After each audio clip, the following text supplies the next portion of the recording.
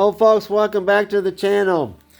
Recent snowstorms, we have a large uptick, people blowing belts and burning up belts. And I'm going to show you in a minute why this happens and how to avoid it. This is totally avoidable. Belt failures after a snowstorm. Let me show you my box of belts that I've replaced over the last several years.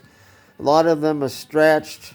Some of them are burnt up, some of them are melted, and we'll show you why this happens, and it's very easily avoidable, taking a few minutes after you've blown snow. Now I just used my snowblower on about 3 inches of snow, and we're supposed to be getting, I don't know, anywhere from 3 to 6 inches tonight, and I'm going to show you what I do. What happens is that the snow, I don't know if you can see it, after I get done, I'll clean up my augers. This is not too bad, actually. Clean the inside of the drum. And on the inside of the drum, let's see if we can show you on this bucket here. Can you see the hole? There's a hole right there. That's a drum. So if you put your machine inside, and overnight it can melt to snow, and then the water will drain out of there. So that's pretty important. If you can use a heat source like a space heater, or at least clean it out. You don't want the impeller to freeze to the drum. And if it does, when you start your engine in the morning, warm it up, you try to use your augers in your drive. Down here, your bottom pulley is going to be frozen, and the belt's just, this part here, your top, from your engine here, is going to be running, and your belt's not going to be moving. So this is gonna burn up your belt while this is spinning, and you're gonna damage your belt over time. Now it might not break the first time you try to use it. The engine might stall, and then if you keep on doing it, if you don't use preventive measures, you're going to end up damaging the belt, and then you're not going to get very good performance. Your belt's going to be slipping. It might jump off.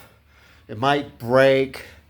It's the last thing you want, folks, when you're blowing snow in the middle of a snowstorm, for having the belt break, and then you're down for an hour or so trying to or more if it's an auger belt, and you're trying to replace the belt in the middle of a snowstorm. So let me show you something that I do as a matter of routine. Every time I use the machine,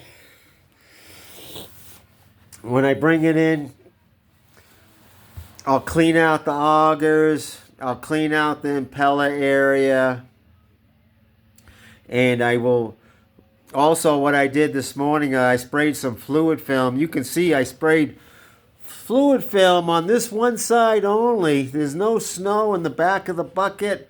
There's no snow, stuck to the impeller or anything, and there's very little snow stuck to the auger. So I only sprayed it on that one side, so you can see a little bit of difference. I really don't have a lot of snow, a lot of wet stuff today.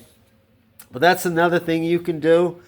And then in the morning, before I use the machine, I'll get a 2x4 or a long pole, and I'll make sure that my impeller or the blower moves. I want to make sure it's free, okay?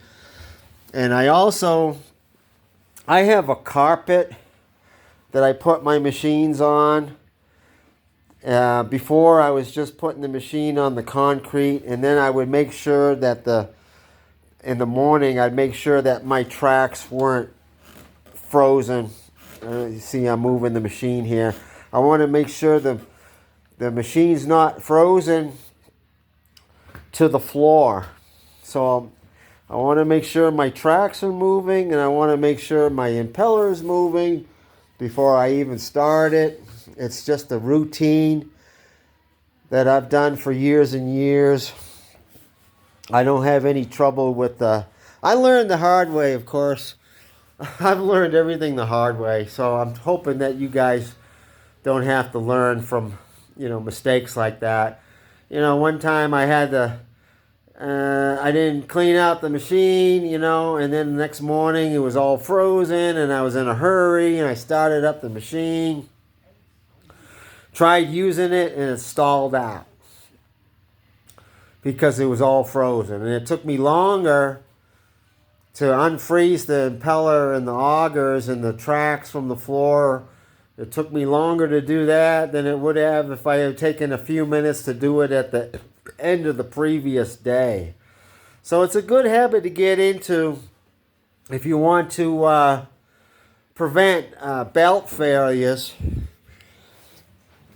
After the day after a snowstorm, if you don't want to, if you're like me and you don't want to spend your precious time, working on your machine instead of using it, then just take a couple minutes to clean out the bucket, and then the following day, make sure nothing's frozen up, and you'll save yourself a lot of headaches, folks. So I appreciate you watching. Please like and subscribe. Make suggestions and comments below. And we will see you next time.